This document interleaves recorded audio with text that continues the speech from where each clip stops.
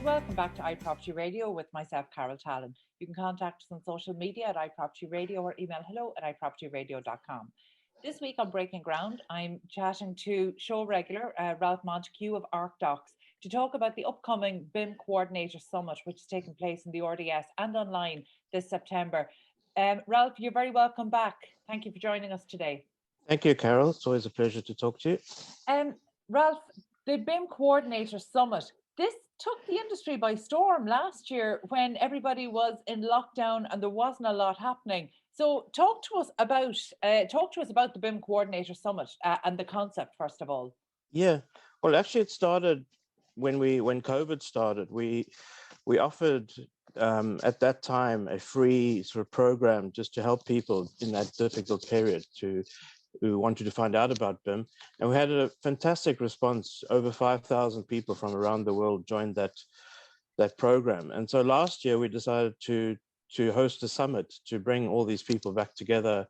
But we opened it up to the public, and we had almost 15,000 people from around the world register for this virtual event last year, which is, an incredible response. And so what we're planning to do this year is to do a hybrid event. So as you mentioned, a live event in Dublin, but also to broadcast all of that internationally to sort of serve the whole community. And that's really what we're trying to do. We're trying to build a community of people who are interested in this sort of digital transition of the AEC sector. And that's our mission, I think, is we want to affect change in the sector, because, I mean, everybody knows the sector is vital to society. It provides the buildings and infrastructure that support almost everything we do.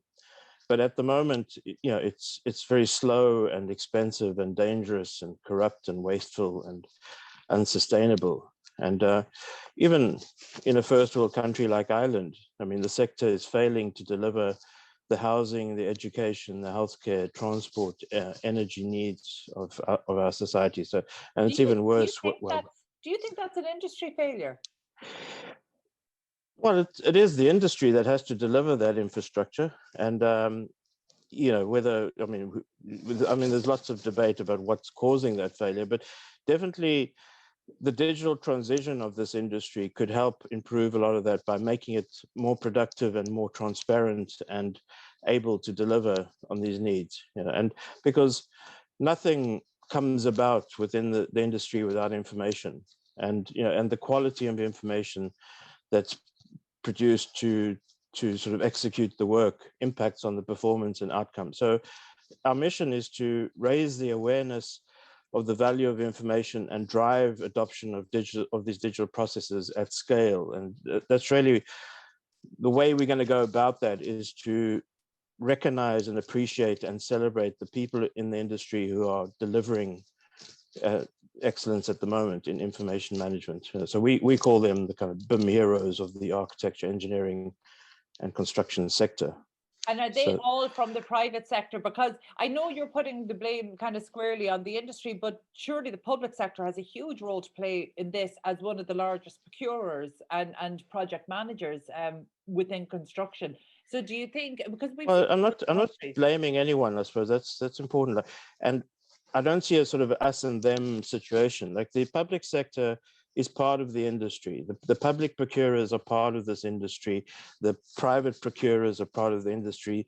It's not sort of the delivery side versus the procurement side. Like, everybody's part of the sector, in my view. And together we have to solve this problem of delivering the infrastructure that the world needs. Not only in Ireland, but like around the world, like even in third world and developing countries. There's an enormous challenge, and we need to deliver that infrastructure in a way that is sustainable, that doesn't have a tremendous impact on our environment, because everybody knows that the construction sector is one of the worst polluters, in terms of waste of raw materials, the sort of production of CO2 and energy use, etc. So there's lots of problems, but we're not going to solve these problems by saying it's you against us, or I blame you, or whatever. We have to. No, that's very. We have to come together as a sector. We're all part of the sector. We all need the infrastructure, and we all benefit from the infrastructure. And we have to do that by transitioning from outdated practices to modern practices. That's you're absolutely right, Rob. And over the last 12 months, we've seen a huge commitment from government in terms of the Build Digital initiative, and the upcoming Centre of Excellence for Construction. So we are seeing on the face of it, public commitment to this. I know I ask you, and I ask most of our guests when we talk about digital construction, where Ireland is in terms of adoption. To my mind, looking almost from the outside, it feels like a lot has happened in the last 12 to 18 months. Is that just what I'm seeing? Is that an accurate representation of what's happening in the marketplace? Well, I think definitely COVID has boosted the digital transition. People had to suddenly learn how to work and collaborate and cooperate across digital technologies rather than sort of in person. So that's definitely helped the situation. I think there's definitely an awareness, a greater awareness amongst the industry. There's still the challenge of the fragmented industry and people sort of reverting to what they know rather than trying something new. You know what I mean? So the outdated old school practices of paper documentation and those are fully embedded in society that it's very difficult to change it. Even our planning system. I mean, we've been talking about e-planning for many years, but you still have to submit 10 printed copies of your drawings to the planning authority, and then the planning authority then sort of attempts to scan those to sort of digitize it. It's very outdated, and so there's a lot of work to do. It's interesting whenever we look at BIM, I get very excited about the progress that's been made. I get excited about the evolution, and then we bring it back to how it fits into the ecosystem that it has to fit into, as in going through our planning process and actually being used then by not just the project owners, but by the main contractor, by the subcontractors across the supply chain. And this is where we tend to see maybe some of the fractures within it. So I was genuinely surprised to see the sheer scale of the community that's now pulling together, because we know there's so many different drivers for tech adoption. So whether it's regulatory or whether it's efficiency, whether it's driven by different metrics, whether the ESG metrics around not just productivity but environment. A huge part, like the biggest nut to crack, is always the culture change. And here you kind of reverse that, you flipped it on its head. So you have this huge and growing community that's really pushing hard, almost beyond kind of maybe what the ecosystem is designed to do. So were you surprised to see the sheer number here? Because I know you mentioned there last year you had something like 15,000 people globally signed up, and I know that community has since grown to in excess of 17,000. That's a huge number of professionals all focused towards digital and kind of information management. I think we changed the message. Like, I mean, we've been in this business for 13 years trying to work with clients and design teams, trying to change people. And I think we changed the message and we said, let's work with the people who want to change rather than trying to convince the people who don't want to change. And, so let's connect with people around the world who are genuinely interested in this way of working and are doing amazing work. So even within the difficult environments, procurement environments that everybody else has to work in, people have excelled and used these processes and technologies and standards, and have driven amazing projects. So it can be done, and people have showed that. So we changed the focus to focus on those people and to recognize and appreciate those people and celebrate those people, like to put them out there as shining examples of what a possible future for this industry could be like, and is actually a reality in certain sectors, and so that's really what we're trying to do. I think there's a life lesson in that, to work with the people who actually want to change rather than putting all your energy into trying to change the minds of the resistors. There's definitely kind of a life lesson, if not an industry lesson there. Well, that's a reality, isn't it? It is. I mean, I don't know if you've ever seen that book from Jeffrey Moore of the adoption of technologies, but there's a normal distribution curve, and at least 50% of people are going to be in the late majority and laggard category. And then within the other 50%, you have innovators and early adopters, and then the major early adopters, etc. So just to shift the focus from trying to convert the laggards who probably are just holding out to retire, don't really want to change, to the people who want to change. And, I think that's a really powerful message. Tell me, who are you most excited about, or what are you most excited? What topics or which speakers are you most excited about for September's summit? Well, so first, I suppose the topics. I mean, what I really love about this community is the focus has shifted from sort of design and construction to the whole life cycle. So we've divided the whole conference into 8 themes to cover everything from early stage planning and the client's needs to design and construction, obviously, but then operations and things like the golden thread of information, the digital twin, using immersive technologies and upcoming technologies, and down to really important subjects like data governance and making sure that information, the quality of information, is carried through all those stages, looking at technical issues like interoperability. And then a big subject which I'm really passionate about is driving the competency. Digital competency is something that is really lacking in our sector. We have to educate not only young people, of course we have to educate young people and we have to give them the means to operate in a digital future, but the existing industry that's out there have to reskill, tool up, and become digitally competent. And so all those subjects are really important. And then we have speakers, like incredible speakers from around the world. We've got over 100 speakers lined up for that, covering those topics. So within each of those categories, we have keynote speakers and specialists.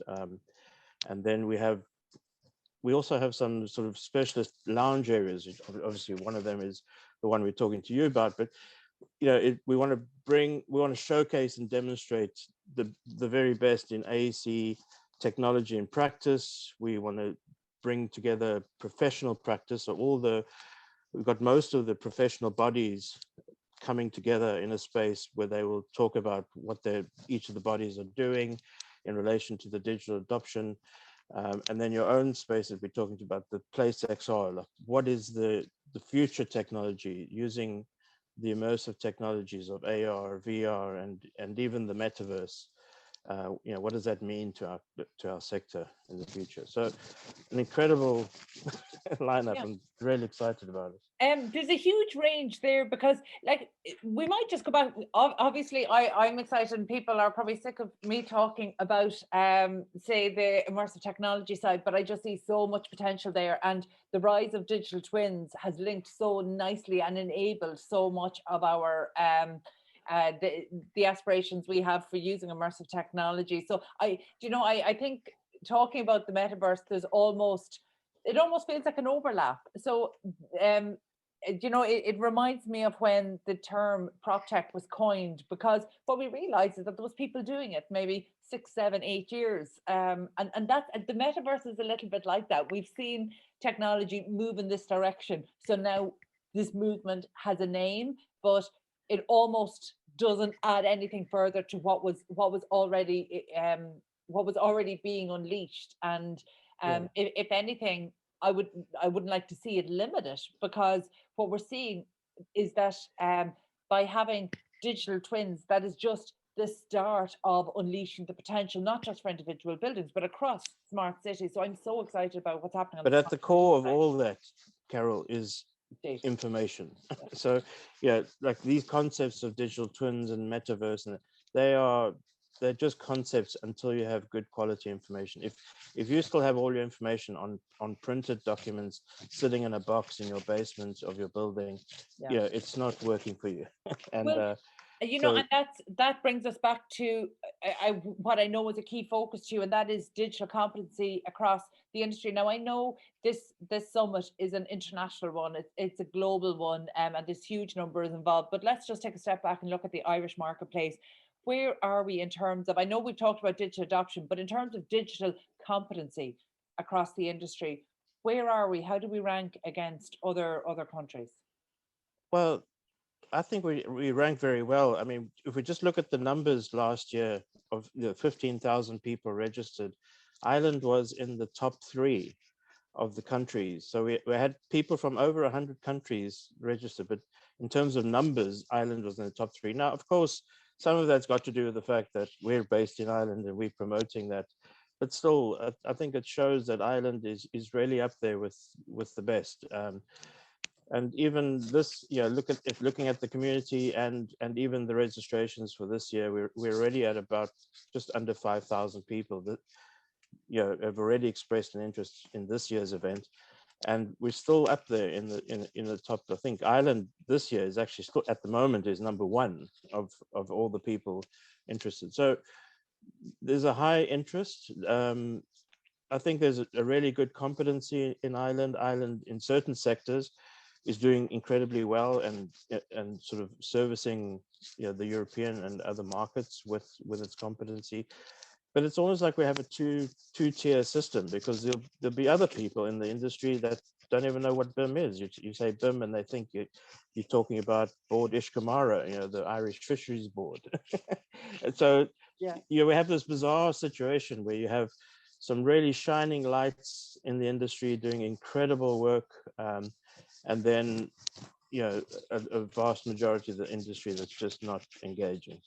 Okay, well, look, for whatever reason. To be fair, I don't think there's another company in Ireland who is doing as much to drive engagement across the industry as yourself and the team at ArcDocs are doing.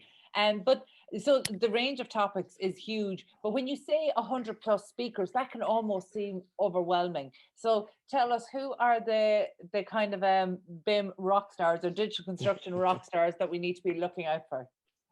Well, let me first say it's not overwhelming because of the topics. Like, people will have specific topics. If you're a designer, you'll gravitate to the design stage or whatever. So within each topic, there's a small number of speakers. It's just when you put it together, it's a large number. But we have some incredible people coming over. Obviously, our good friend Paul Doherty, who's been a great supporter from the beginning of this community. He's the president of the Digi Group. He's a world leader and a thought leader in BIM and developing smart cities and everything. So it'd be great to have Paul over in Dublin speaking at the event. We've got Jonathan Ingram, who you could probably consider him one of the fathers of BIM. Jonathan wrote the original software that would eventually become Revit and sort of power a lot of the software that people use. We have Kimona Numa coming from the United States as well. Kimona has been working in this space for 30 years, developing standards and products and using the web. So Kimona is talking about enabling web use of BIM rather than desktop use of BIM, years ago, before this even became a thing. Jamie Johnson is sort of working with the UK government in modern methods of construction and platform design, and working with the Digital Construction Hub Innovation Hub, in the UK. We've got Rebecca DiCiccio, who is a world driver in the Women in BIM movement, trying to drive equality and diversity. We've got so many. I can't mention them all, but we'll be here all night, all morning. Sorry, but amazing people who are willing to come over to Dublin and share their knowledge and expertise with the community to grow, the knowledge, the general knowledge within the sector. So it's amazing that these people are contributing what they're contributing. And yeah, but there's a few Irish people that are considered thought leaders in this area as well. I know that I3PT and Invercara will have some of their absolutely, there. yeah, Claire Penny will be there, and Anand Makari from Invercara doing excellent work around the digital twin. And in fact, they'll be sort of leading the operations stage. And I'm really excited about that, because the use of BIM in operations is still, the adoption in that side of the sector is still very low. And then, we have Vicky Reynolds with i3PT, an incredible company that's driving, so the regulations, the compliance with building regulations, and also developing their own technologies around that area. So yeah, as I said, there's so many incredible people coming over and giving of their time to just drive this community forward. It's very good. And Ralph, just before we finish up, you touched on it at the start of the interview, but I think it's one of the really interesting aspects of the BIM Summit last year, because it just went all over my social media feed and it was so impactful. The BIM Heroes, what is that and how does it work? Well, the hero story was really important when we thought about how do we recognize and celebrate people that are doing good work, because the hero story is almost the underlying story of all stories, if you like. It's the hero has to confront reality and chat, or the chaos, and rescue the treasure. So the from the dragon, whether that's gold or the fair maiden or whatever. The hero is not the person who's choosing the easy route in life or the pleasurable route in life. The hero is the person who's challenging and doing what's right rather than doing what's easy. So when we thought about who are we going to recognize and appreciate and celebrate in this community, it's those type of people. The people who are doing the right thing, the people who are pursuing good information, quality information, not the people who are taking the easy route out or just following the traditional way of doing things. And so we created this award, and the purpose was to allow anyone in the community to celebrate somebody they recognized as a leader in this area. And so people can go and nominate somebody for this award, and the person would get a physical award, a medal, and also that's announced on social media. So the person getting the award gets some recognition, which is often great, because you find that the people who are doing this great work are often sitting in the back office somewhere and not being appreciated or recognized. So suddenly they're getting recognition, which is brilliant for them.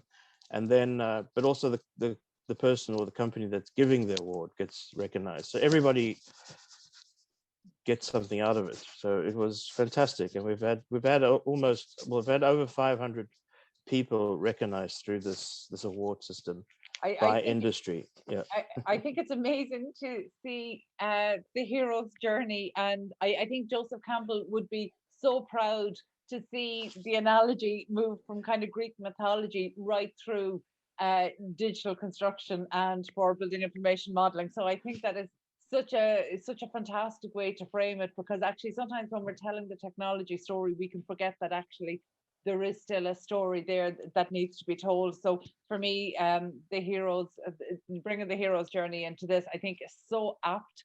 So it's a really important one. Ralph, thank you so much, and well done to yourself and the team at ArcDocs. I'm very much looking forward to September's event. I think it's really exciting, and it really changes the narrative of the struggle for tech adoption into something really celebratory, where the potential is just being unleashed and shared, and just to be able to glimpse at that global potential is really exciting. So thank you so much. It's a pleasure, Carol. And yeah, really looking forward to it, and looking forward to your part in the show as well, which is the immersive technology and the place XR. It's going to be incredible. Don't worry, Ralph. I understand the brief. We'll bring it. So I'm very much looking forward to it. And that's it from us on Breaking Ground on iProperty Radio this week. My thanks to Ralph Montague of ArcDocs. You can find all information about the BIM Coordinators Summit 2022 online, and you can get in touch with our show here on social media at iProperty Radio or by email hello@ipropertyradio.com. My thanks to the Hear Me Roar Media production team and to Luke Delaney on sound for Dublin South FM. Until next time, thank you for listening.